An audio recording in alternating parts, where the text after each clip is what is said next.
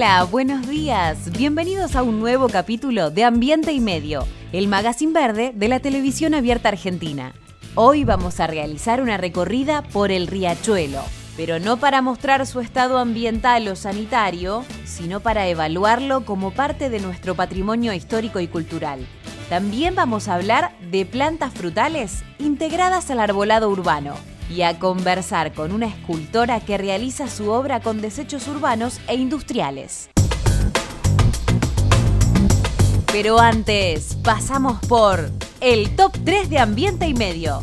Hoy vamos a ver cuáles son las especies invasoras más dañinas de América Latina. Se trata de plantas o animales que suponen una verdadera amenaza para los ecosistemas naturales.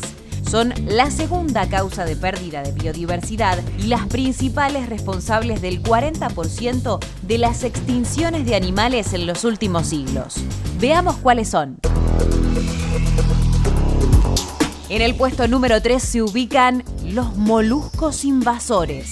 Sean terrestres o marinos, el daño que producen es enorme. Desde la transmisión de enfermedades y parásitos hasta la destrucción de ecosistemas completos. No hay continente que no hayan invadido, ya que se trasladan en el agua de lastre de embarcaciones transoceánicas o adheridos a su casco. Algunas especies de mejillones, almejas o caracoles han producido estragos ambientales en numerosas ciudades portuarias de América Latina. Al puesto número 2 se suben los árboles y arbustos invasores. En Sudamérica hay muchas especies de plantas que fueron introducidas como ornamentales, forestales o para controlar la erosión. Algunas de ellas han crecido de manera tan descontrolada que han terminado destruyendo las especies nativas, causando enormes daños económicos y aumentando las posibilidades de incendios forestales. Y se coloca en el puesto número 1 el castor americano. A mitad del siglo pasado se introdujeron 20 ejemplares para intentar el desarrollo de una industria peletera en el sur de Chile y Argentina. El proyecto comercial no funcionó, pero los castores prosperaron. Sin especie predadora que lo frenara, este roedor semiacuático se reprodujo a tal velocidad que hoy conforma una población de 100.000 individuos que hoy ocupa casi todo el territorio fueguino. El castor corta árboles para hacer sus represas y ese hábito ha generado un cambio total en el ecosistema y un daño irreparable en nuestra biodiversidad. Este fue el top 3 de la semana. ¿Lo viste? En Ambiente y Medio, periodismo aplicado a la ecología. Bienvenidos a Ambiente y Medio, un nuevo domingo donde los vamos a estar acompañando desde acá para contarles todas las temáticas ambientales que siempre estamos preparando para todos ustedes. Y en este caso vamos a estar hablando de un informe que salió hace algunas semanas. El informe se llama Escapando de la Era de las Pandemias. Quien lo presenta es lo que habitualmente se conoce como el IPBES. En realidad, lo voy a leer para no equivocarme, es la plataforma intergubernamental sobre diversidad biológica y servicio de los ecosistemas. Este informe fue redactado por 22 expertos y tengo el gusto de estar hablando con una de ellas, es Marcela Ward. Ella es argentina, es veterinaria y trabaja como investigadora en la Universidad de California, en la Universidad de Davis, creo que si no lo estoy diciendo mal, ella ahora me lo va a corregir si es así. Hola Marcela, ¿cómo estás? Gracias por estar con nosotros en Ambiente y Medio. Hola, buenas tardes. Buenas tardes y un gusto estar con ustedes hoy. Bueno, genial. Mira, leyendo este informe el otro día, me parece que es de lectura urgente para los decisores políticos. No sé cuál es tu mirada con respecto a esto. Escapando de la era de las pandemias, ya debería por lo menos tener como cierta curiosidad para aquellos que deciden en políticas públicas. Sí, absolutamente. Y de hecho, este IPBES, este panel, digamos, normalmente realiza procesos bastante más largos para publicar este tipo de informes y en este caso por la urgencia y la coyuntura hizo un proceso abreviado porque consideramos exactamente lo que estás diciendo, que es esencial que de manera urgente cambiemos radicalmente de paradigma y dejemos de estar esperando que las pandemias nos lleguen para después responder, porque claramente nos va bastante mal respondiendo. Entonces, la idea es cambiar eso y empezar a estar por delante de las cosas, porque tenemos formas de predecir y tenemos formas de prevenir y de estar preparados. Antes de ir a la prevención, que dicho sea de paso, podemos charlar de que se mira la consecuencia, estamos todos esperando la vacuna, que bienvenida sea, pero me parece que el eje estaría puesto en la prevención. ¿Qué es lo que ustedes pronostican? Bueno, lo que se pronostica es lo que dicen los datos. Este es un panel científico y en la evaluación de más de 700 artículos científicos lo que surge claramente es que esta trayectoria de eventos pandémicos recurrentes va a continuar y bueno, en la medida que seamos más y que los impactos empiecen a acumularse y sumarse, claramente los impactos económicos, los impactos sociales, los impactos en salud y en bienestar y en las economías van a ser crecientes. Así que el pronóstico es bastante malo si no hacemos nada para cambiarlo. Y justamente el informe lo que trata de dar es un mensaje alentador de que tenemos herramientas para hacer las cosas de manera diferente. ¿Cuáles serían esas herramientas? Y las herramientas serían, primero, tomar decisiones basadas en ciencia, y justamente lo que nos está diciendo la ciencia en este momento y los saberes es que las pandemias que están, o las enfermedades que están emergiendo y causando estas pandemias, se asocian de manera directa con actividades humanas, que son las mismas actividades humanas que llevan a la pérdida de la biodiversidad y que generan el cambio climático, por ejemplo. Entonces, todas esas acciones humanas que se asocian con el cambio en el uso que hacemos del ambiente de la tierra, porque transformamos ambientes intactos de bosques en campos de cultivos o en zonas de extracción de recursos mineros, por ejemplo, o forestales. La forma en la que producimos nuestros alimentos, sobre todo lo que tiene que ver con la intensificación y la agrupación de grandes cantidades de animales en lugares muy chicos y los insumos que eso requiere. Y por último, lo que hacemos en cuanto al comercio de especies, sobre todo las silvestres, y la enorme movilidad que generamos con eso alrededor del mundo, llevando patógenos y con especies que van de una punta del planeta a la otra en pocas horas, ¿no? Esos son básicamente las actividades humanas que están detrás de todos estos problemas. Y a propósito de eso, hay un dato que es bastante, digamos, se te pone un poquito la piel de gallina cuando ustedes dicen que hay, alrededor de 850.000 virus o microorganismos posibles de generar nuevas pandemias que aún no se conocen. Es un dato un poco estremecedor. Sí, que estremece un poco porque uno no tiene la real dimensión de la diversidad biológica que existe ahí, de la cual afuera, ¿no? De la cual los microorganismos son una parte claramente. Lo que pasa es que en su lugar, con sus especies y sus ecosistemas asociados, esos microorganismos funcionan y se mantienen ahí sin generar problemas. El problema es cuando le damos oportunidad a esos microorganismos de emerger y tomar contacto con las personas o con nuestros animales domésticos y así servir de puente para llegar a nosotros. Pero bueno, sí, la diversidad biológica en microorganismos es enorme. Algunos de esos tendrán potencial zoonótico, no es que eso siempre es así, nada es matemático. Lo que nosotros hacemos es generar esas oportunidades para que el potencial zoonótico se concrete, digamos. Ahora, hay un tema bastante raro que pasa también con el cambio climático. Vivimos mucho en ciudades, más del 80% de la población en Argentina es mayor el porcentaje, está en las ciudades. Entonces vemos como a la naturaleza muy alejado, como que esto no nos puede pasar hasta que nos llega como nos está llegando ahora. ¿Cómo le explicarías vos a las personas que hoy viven en las ciudades que hay que cuidar esa biodiversidad porque si no, eso te puede contagiar? ¿Cómo sería una explicación fácil para que todos lo entendamos?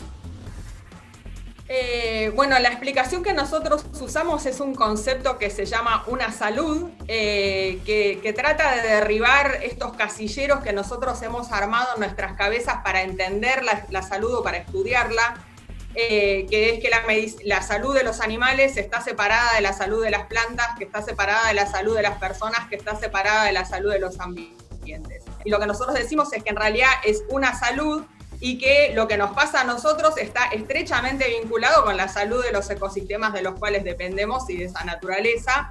Lo mismo pasa con los animales y con todos los seres.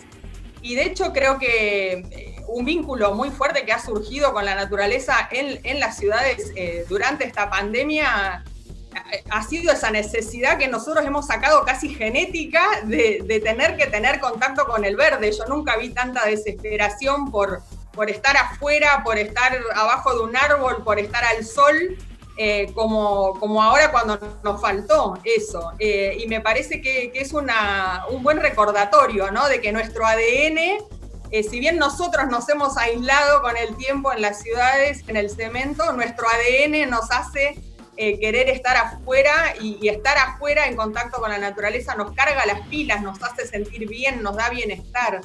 Y bueno, todo eso es parte también de la salud, no solamente el tema de las enfermedades de manera directa. Así que, bueno, hay que empezar a plantearse un poco más de dónde proviene cada uno de los recursos que nosotros en las ciudades consumimos. Desde el combustible para nuestros vehículos hasta los alimentos que comemos, que es como la cosa más importante. Sí, como y primordial, ¿no? Por ahí nos podríamos mover caminando, pero no podríamos dejar de consumir.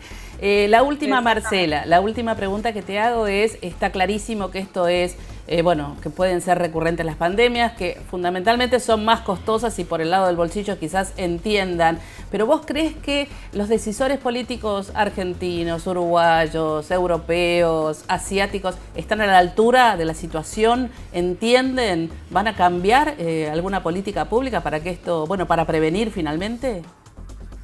Bueno, mi mayor ilusión es que sí, que este haya sido el llamado que necesitábamos.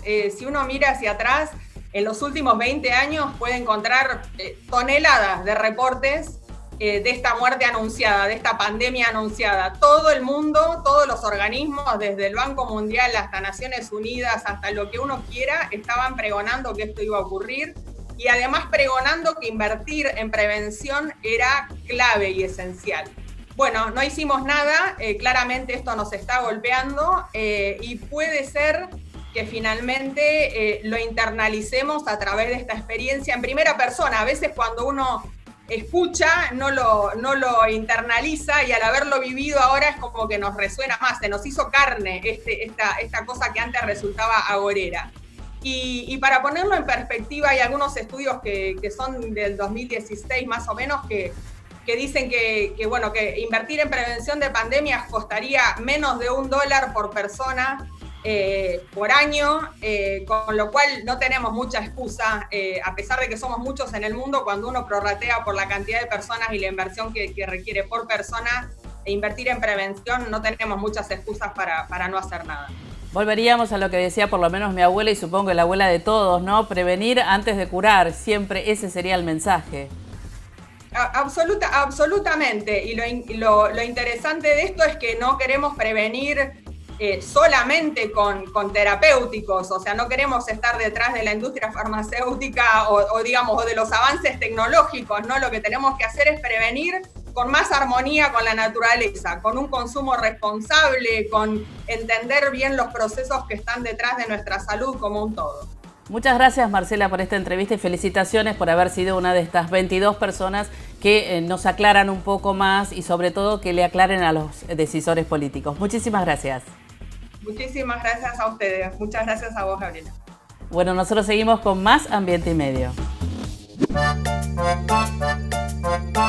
Bueno, seguramente ya se habrán dado cuenta que soy un poquito jede con el tema de las nativas, pero hoy las voy a dejar de lado un ratito, un momentito para hablarles de un tipo de árbol, de un conjunto de especies, mejor dicho. Me estoy refiriendo a los árboles frutales, los que dan frutos. Acá en el arbolado urbano de la Ciudad de Buenos Aires hay un montón, está repleto, y me refiero a la Ciudad de Buenos Aires porque es lo que conozco y lo que tengo al alcance de mi mano, pero muy probablemente haya frutales en todas las zonas. Ahora bien, como forman parte del arbolado urbano, hace muchísimos años, los vamos a respetar y los vamos a cuidar porque es un árbol que está vivo. Así que acá arranca mi primer encuentro con un árbol frutal. Tengo un árbol de moras y vamos a ver cómo sigue este recorrido, ¿no es cierto?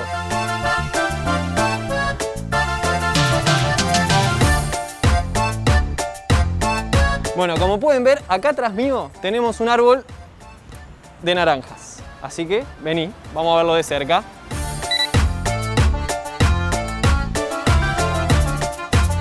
Bueno, en primer lugar, los frutales se diferencian en distintos tipos. Y para saber qué tipo de frutal es, tenés que saber de frutas. Un poquito igual, o sea, con haber comido alguna fruta alguna vez, me parece que alcanza. Este, por ejemplo, es un cítrico. Y después hay otras categorías. Por ejemplo, las drupas. Las drupas son los que dan frutos carnosos con un hueso que adentro tiene la semilla. O sea, el durazno, por ejemplo, que adentro del famoso carozo está la semilla. Y dije carozo, no caruso, ese es un DT. Por otra parte, están los pomos. Los pomos son los que dan frutos con semillitas chiquititas desparramadas por el centro, con forma de pepas. Muchas veces a este tipo de semillas se les dice pepitas. Mira la manzana, por ejemplo. Como tiene la formita, parece una pepita.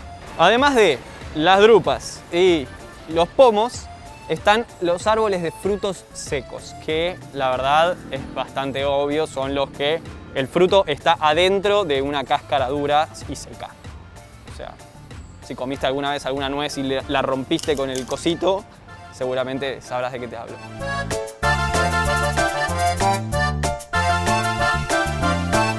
Seguramente se estarán preguntando cómo encontré este árbol de nísperos.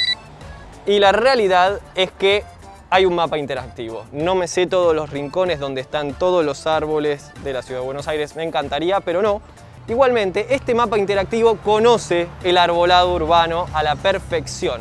www.arboladourbano.com, bastante sencillo, donde pueden buscar las distintas especies que quieran y este mapa interactivo les va a decir dónde están.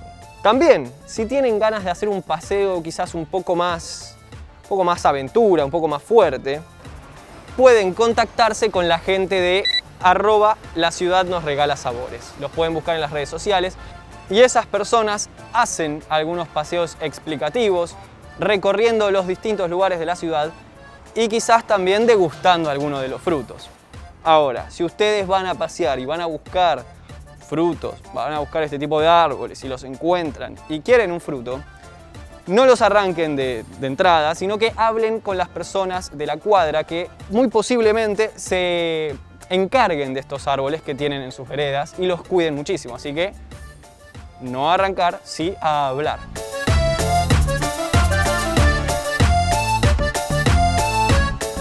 Así como dije anteriormente, todos estos árboles frutales forman parte del arbolado urbano porque fueron plantados hace muchísimos años y hay que respetarlos y hay que dejarlos vivir. Así que si van a plantar algo, no lo pueden hacer en las veredas, eso le corresponde al arbolado urbano de la zona en la que estén, y si lo quieren hacer en sus casas, asegúrense que los frutos sean nativos. Sería lo mejor. Hay un ejemplo muy claro, bastante obvio, en Calafate. Hay mucho fruto de calafate en sus alrededores y hasta las personas cultivan calafate en sus casas para sacarle un buen provecho a ese fruto nativo. Yo sé que es un ejemplo obvio, pero lo vale. Y ahora que tienen toda esta información, cuando salgan a pasear, también pueden ir recorriendo en sus ciudades los distintos frutos que les dan sus propias veredas.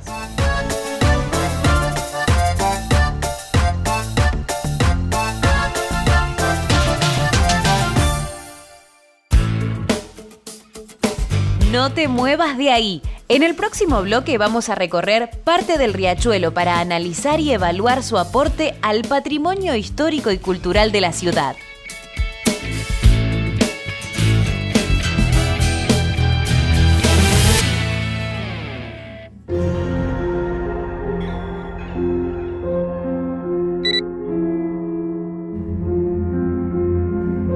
A mis espaldas tenemos el espejo de agua del monumento natural, donde básicamente podemos encontrar una cantidad de especies de avifauna. La más popular o la de mayor distribución es la del flamenco chileno o flamenco austral lo llaman, ocupando un amplio territorio desde Perú, Bolivia, Chile y Argentina, llegando hasta Patagonia, ¿no?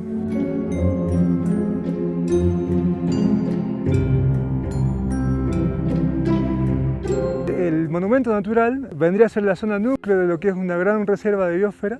Bueno, amenazas, las pequeñas por ahí pueden ser el sobrepastoreo, los pequeños incendios que ocurren ocasionalmente en épocas secas, cacería, podríamos decir a mayor escala la expresión de la megaminería en la alta cuenca. Fuera de jurisdicción actualmente hay proyectos mineros que se están realizando, pero que casualmente están ubicados en la parte alta de la cuenca. Como esto es una cuenca cerrada, las aguas vierten a la laguna.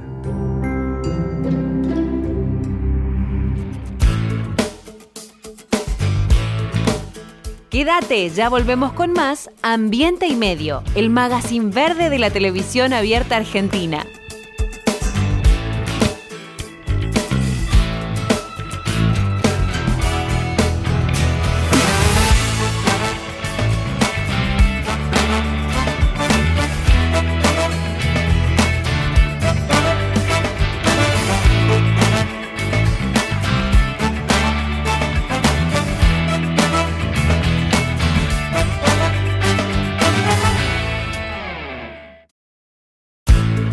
Seguimos con más Ambiente y Medio, periodismo al natural.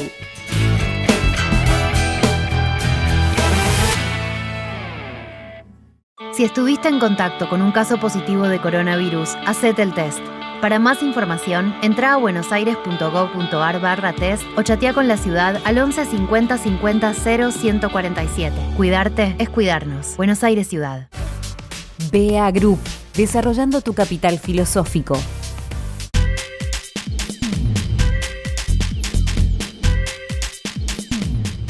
Deisa, con más de 200 plantas instaladas en Argentina y Latinoamérica, es la empresa líder en el diseño y fabricación de maquinarias y equipamientos para la recuperación, transformación y valorización de los residuos sólidos urbanos. Deisa, la mejor alternativa tecnológica en soluciones ambientales.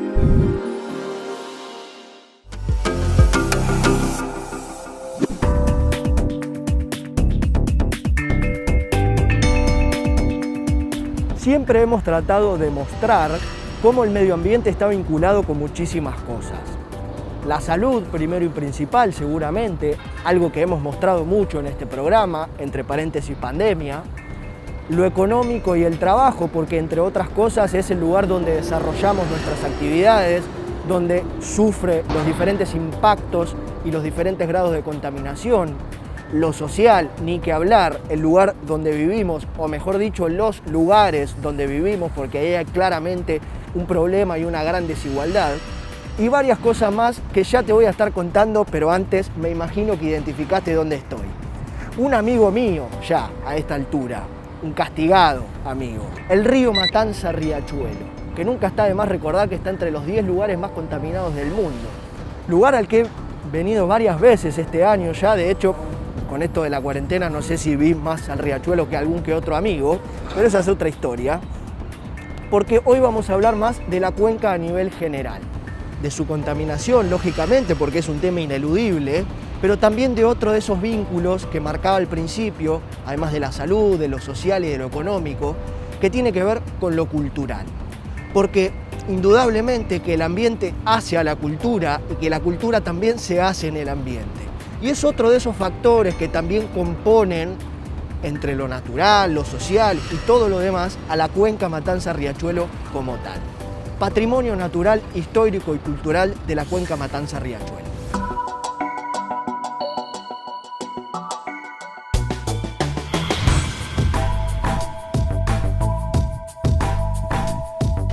Mientras vemos cómo trabaja esta máquina de fondo, voy a ir apenas un par de añitos para atrás. Entre el 1300 y el 1500, antes de la llegada de los españoles, los querandíes, un pueblo originario, habitaban toda esta zona de la cuenca. Con viviendas hechas con cueros rústicos, se ubicaban en las proximidades de los ríos, arroyos y lagunas para poder pescar y cazar coyotes y ñandúes. Ya en el 1800, la actividad ganadera empezó a cobrar una gran relevancia y toda esta zona se convirtió en un gran centro de producción, con las primeras instalaciones de saladeros y curtiembres. y se empezó a utilizar al río como el lugar donde se desechaban los sobrantes de las actividades industriales. Y ahí podremos decir que comenzó todo, pero con una pequeña aclaración. En el siglo XIX se tiraba lo que sobraba al río. Que lo sigamos haciendo 2 siglos después, me parece que habla un poco peor de nosotros que de los señores del 1800.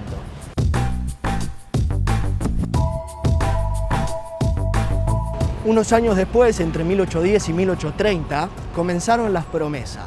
Juan José Paso, entonces integrante de la primera junta, ordenó limpiar el río, un río que ya estaba contaminado por el auge comercial y productivo que se vivía en la zona, más los desechos, claro.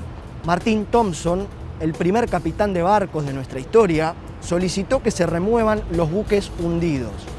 La Asamblea del año 13 ordenó la expulsión de saladeros y curtiembres de toda esta zona. Juan Manuel de Rosas prohibió arrojar residuos del trabajo al río y hasta un decreto ordenaba alejar el casco histórico de estas empresas contaminantes. Una pista, nada de esto se hizo. También comparable con la actualidad o con la cercana actualidad o con el reciente pasado, como ustedes quieran decirlo, donde reinan más las promesas que los hechos, otra vez 2 siglos después.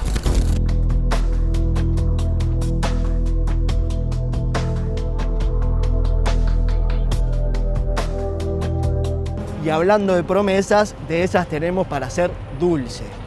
En el año 1979, la dictadura cívico-militar firmó un plan pro saneamiento del Río de la Plata que obviamente nunca se llevó a cabo. En 1993, el gobierno presidido por Carlos Menem también se comprometió a limpiar el río en 1000 días. Miren el resultado. Y así con un montón, cientos de miles de promesas de políticos sumadas a la de los próceres que nunca se concretaron.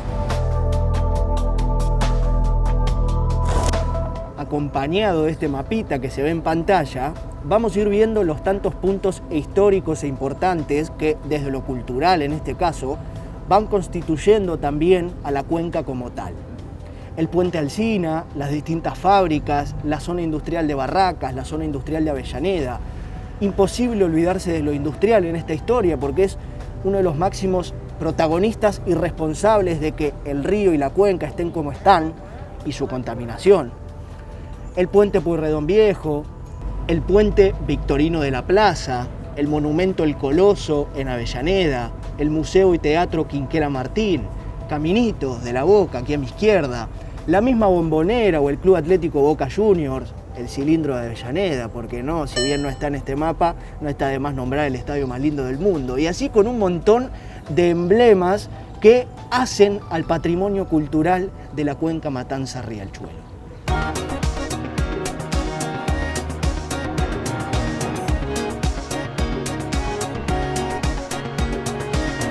Y ahí también podemos sumar al puente transbordador de la Boca, el histórico, el primero. Pero antes hago un pequeño paréntesis. En esa línea de tiempo que hacía al principio, donde marcaba los sucesos históricos que ocurrieron en torno a la cuenca Matanza-Riachuelo, me faltó mencionar el histórico fallo Mendoza.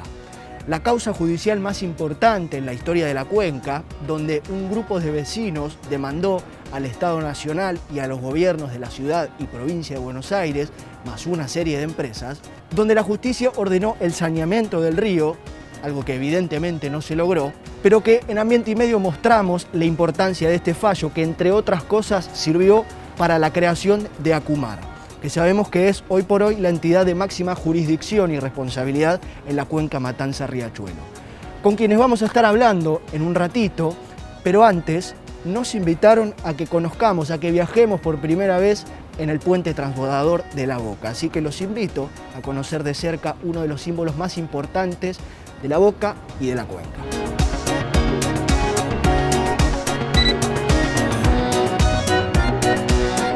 Viéndose un poco el movimiento, desde el año 1914 se inauguró esta colosal estructura de hierro que busca alcanzar estos 77 metros que separan las dos costas. Acá estamos haciendo un viajecito y agradecemos a Acumar por permitirnos poder hacer nuestro primer viaje en el transbordador de la Boca.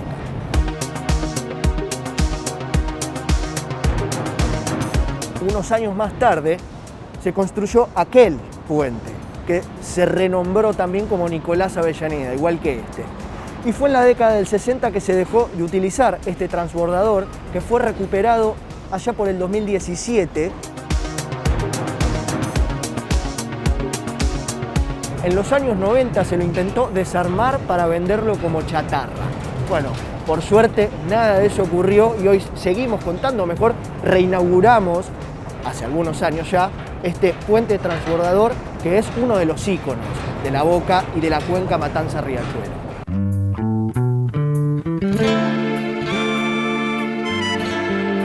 Pero además de la historia política, tenemos también la historia cultural.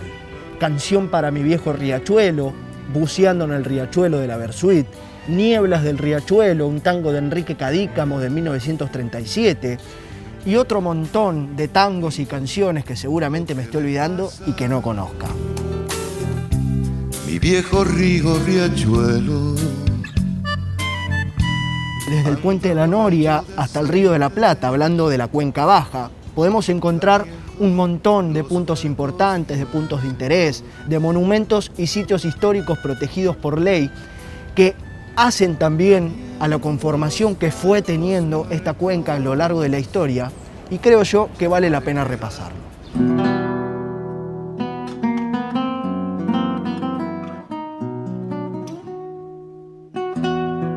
María Lorena Suárez, coordinadora de Patrimonio y Cultura de Acumar, ¿quién mejor para preguntarle de qué hablamos cuando hablamos de patrimonio cultural de la cuenca Matanza-Riachuelo, qué importancia tiene y sobre todo qué relación tiene con el medio ambiente? Bueno, desde Acumar estamos desarrollando varios programas y proyectos vinculados a todo lo que tiene que ver con los aspectos culturales y patrimoniales del río Matanza-Riachuelo y de todas las comunidades que lo integran. A la vez estamos también desarrollando un programa de turismo local y sostenible que pone justamente en valor todos estos aspectos culturales y patrimoniales para fomentar estas cuestiones, sobre todo a partir de la puesta en valor y funcionamiento del puente transbordador Nicolás Avellaneda, que une la isla Maciel con la Boca en la Cuenca Baja. Este puente no es un puente más, es un puente que tiene un valor patrimonial muy grande, que hay solo 8 en el mundo, fue construido en 1914 en esa zona portuaria y que referencia un poco y remite a esa etapa histórica de nuestro país, ¿no? Y que se puedan transformar de alguna manera esos imaginarios tan negativos y vinculados a la cuenca Matanza-Riachuelo, siempre del lado de la contaminación o del lado de lo negativo, y nos parece que todo esto que te estoy comentando son lugares que también conforman la cuenca Matanza-Riachuelo y que de alguna manera son positivos, nos permiten otra mirada, nos permiten otro acercamiento a ese lugar, y por eso queremos dar cuenta de eso y potenciar todos los proyectos y las iniciativas que están hoy funcionando o que están dando vueltas en torno a esto.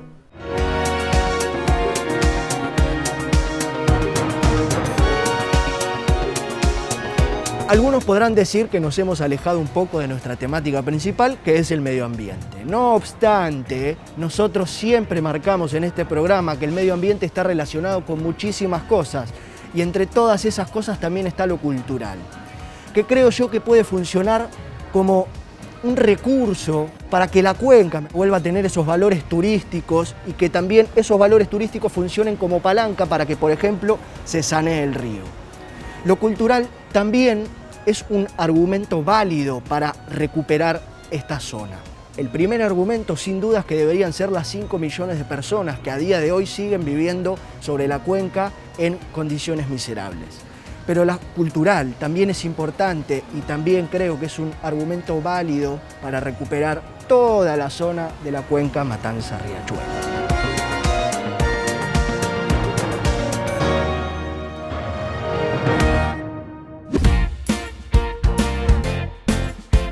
Por si no se dieron cuenta, o por si no lo sabían, soy muy fan del arte en general, en especial de las artes escénicas, pero hoy le toca al arte plástico brillar.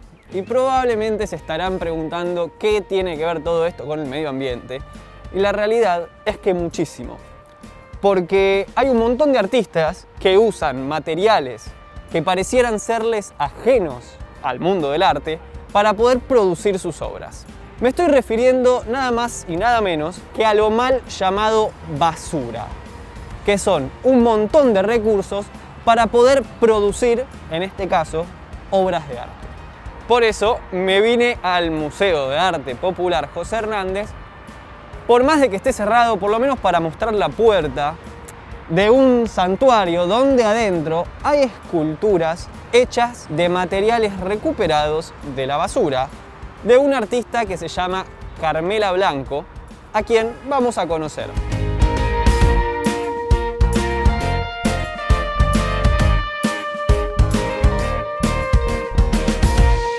Yo siempre fui muy artista y bueno, cuando fui más grande empecé a estudiar y ahí me di cuenta que empecé a insertar cosas, a buscar una tercera dimensión y bueno, me pasé para la escultura. Me di cuenta que me gustaba eso, la escultura.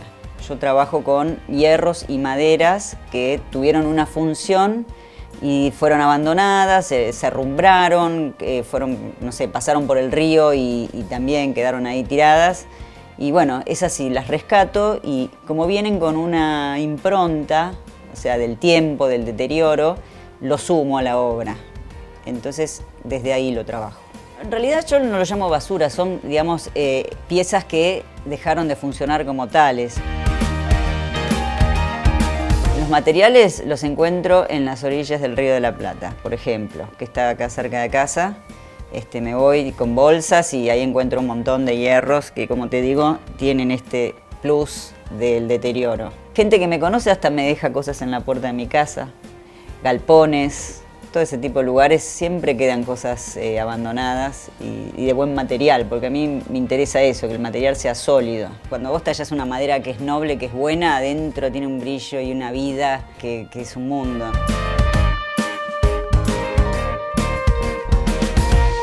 Me encantaría llevarme todo lo que encuentro siempre. Hay veces que tengo que decir, no, esto no lo puedo llevar.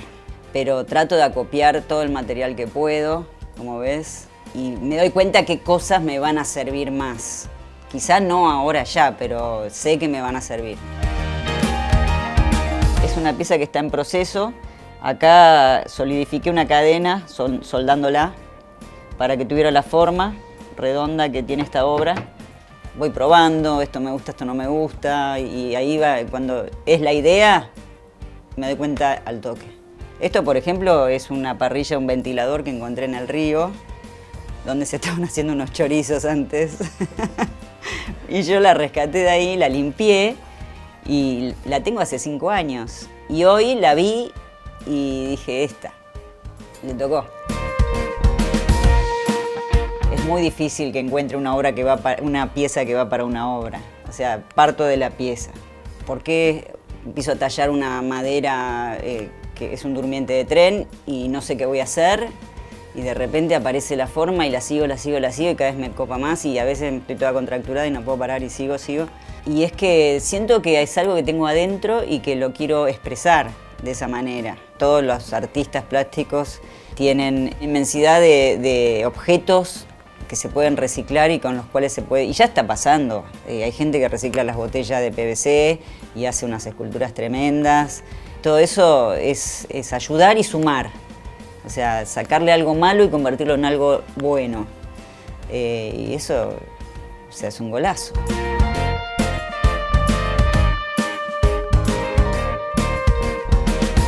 Y me vine nomás al mejor estadio, al más lindo de todo el mundo, al hermoso Monumental. ¿Para qué?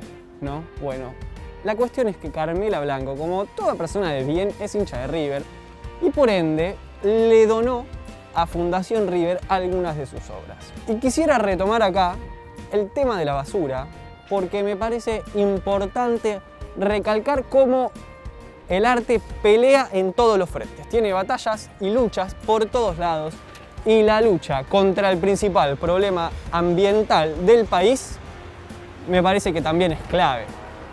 Por eso, todo esto que nosotros tenemos en casa y queremos tirarnos, queremos deshacer, antes de tirarlo a la calle, antes de que se convierta en basura, hay muchos pasos. Primero, separar la basura, obviamente. pero también podemos preguntar, podemos hablar con conocidos, amigos, familiares. Che, tengo un termotanque viejo que está roto y lo quiero tirar, me quiero deshacer de él. ¿A alguien le sirve? Y probablemente alguien diga, yo lo quiero, lo voy a hacer arte, lo voy a hacer maceta o lo voy a convertir en algo útil. Por eso es importante que antes de llevar a la vereda, poner en un tacho de basura residuos, desechos o cosas que a nosotros no nos sirven, separémoslas, preguntemos, investiguemos un poco a dónde la puedo llevar, porque siempre nuestros desechos son recursos para otras personas.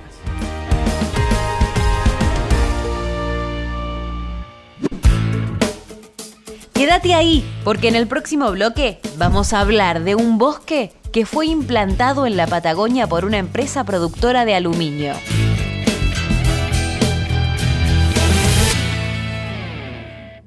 Ya está online la plataforma periodistasambientales.org, así que los invito a todos para que ingresen en esa plataforma, miren, recorran, naveguen y se inscriban. Sean miembros de periodistasambientales.org. Ya volvemos con más Ambiente y Medio, periodismo aplicado a la ecología.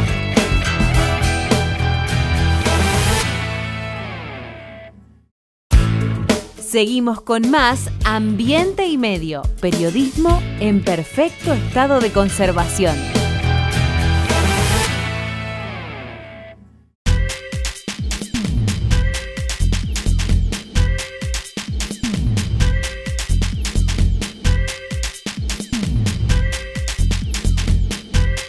Grupo Petersen, desde 1920, construyendo el país. Cuando elegís papel Ledesma, elegís un consumo responsable. Porque nuestro papel se elabora a partir de la caña de azúcar, un cultivo renovable año a año. Elegí Ledesma, elegí cuidar el ambiente.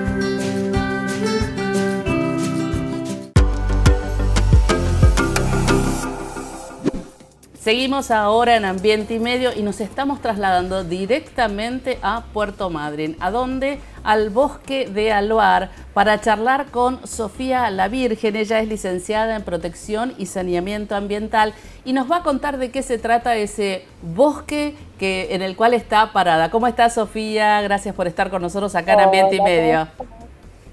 Gabriela, ¿todo bien? Sí, por suerte todo bien, pero mucho mejor como te vemos a vos, que estás justo parada en un bosque. ¿Qué es eso que está por detrás tuyo?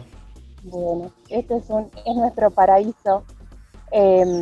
Bueno, como sabrán, Aluar está en Puerto Madryn. Puerto Madryn es una zona costera, en una región árida, y esta es una forestación que tiene la edad de Aluar, 40 años. Nació junto a Aluar y fue una forma de tener un pulmoncito verde. Esos espacios no se encuentran en las zonas áridas que estamos por acá, así que la verdad que es un orgullo tener esta forestación. ¿Y qué tipo de bosque es? Bueno, es un bosque implantado hace 40 años y tenemos cerca de 11.000 árboles con 15 especies, más o menos, entre 15 y 20 especies, y encontrás desde eucaliptos, olmos, álamos, hay cipreses, hay pinos, hay tamarisco, que es una especie nativa, pero bueno, se implantó acá. Bueno, hay un montón, hay robles. ¿Y cuál es el objetivo de ese bosque en Puerto Madryn? Bueno, el primer objetivo era tener un pulmón verde y además reutilizar las purgas de los sistemas de enfriamiento. Nosotros solidificamos aluminio con agua y el agua que ya no es apta para solidificarlo, la traemos acá y con eso regamos los árboles. Nuestro objetivo es tener vertido cero al Golfo y con eso tenemos una hermosa forestación de 26 hectáreas. Cuando hablas del agua que utilizan en la empresa, eso es lo que en general se habla o se denomina agua gris. Sí, nosotros denominamos agua de reuso o reutilizada y bueno, y la regamos tratando de usar la menor energía posible, porque bueno, eso también tiene un impacto, así que se riega todo por gravedad. Acá en esta forestación no se usa nada de agua potable, todo se recupera y todo se reutiliza en la forestación y en algún otro proceso, pero bueno, la idea es no usar agua potable. Y volviendo un poco al tema del bosque, ¿hay alguna parte donde haya plantas nativas? ¿Y cuáles serían? Bueno, acá a la entrada de la forestación no se sacó la especie nativa, y ahí podemos encontrar especialmente entre jume y jarilla, y lo que sí implantamos, que es el árbol por ahí más de la zona, son tamariscos, que los tamariscos crecen en las costas de la playa.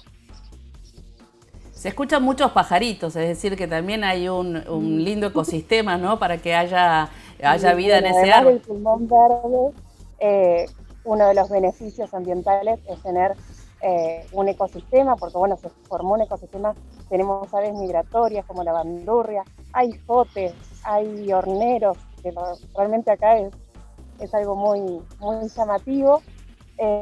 Bueno, hay calandrias, tenemos unos cuencos donde almacenamos el agua, ahí hay patos, bueno, nada, se formó un lindo ecosistema y bueno, y además es una forma de dar oxígeno del dióxido de carbono que bueno, la industria genera, pero bueno, es un lindo aporte, ¿no? Claro que sí, Sofía. ¿Y cuál será el próximo objetivo con respecto a lo ambiental? Bueno, y el objetivo es mantener la forestación y plantar más. La verdad que bueno, es un espacio que necesita su mantenimiento y su protección y también su divulgación, ¿no? Porque es algo muy lindo y hay que mostrarlo.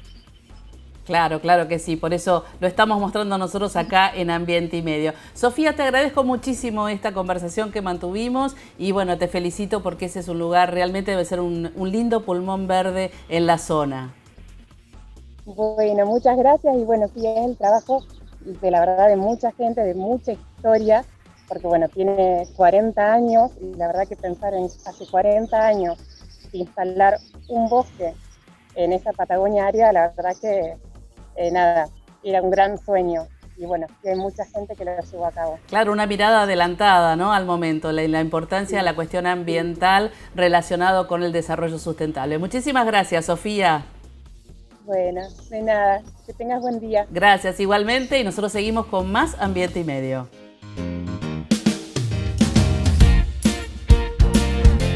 Algo huele mal en Dinamarca. Esto es una cita de Hamlet que escribió Shakespeare, porque los soldados sentían que había algo raro, algo andaba mal, como que se olía esta cosa, ¿no? Bueno, algo parecido le pasa a Josh Fox cuando viene una empresa de gas natural a ofrecerle una fortuna de plata para perforar a 2.500 metros de su casa. Este hombre es el que protagoniza Gasland, en español La Tierra del Gas, un documental que tiene como eje central de toda la historia la técnica que utilizan algunas empresas para la obtención de gas natural. Por eso me vine al viejo gasómetro. Josh Fox recorre la mitad de los Estados Unidos buscando las consecuencias que tiene esta técnica o esta forma de obtención de gas. También hace entrevistas en primera persona a gente y a habitantes que tengan pozos cerca de sus casas. Algunos cuentan que sienten mareos, que tienen enfermedades y quien te dice que se puede prender fuego una canilla. Y así como en Hamlet se descubre la verdad, algo que primero era una sensación, era cierto, acá también, pero mediante una notable investigación que hacen. Y antes de irte, por favor, seguinos en las redes sociales @Fundación Ambiente y Medio. Podés volver a ver el programa entero en YouTube o en la web ambienteymedio.tv. Nos vemos la próxima.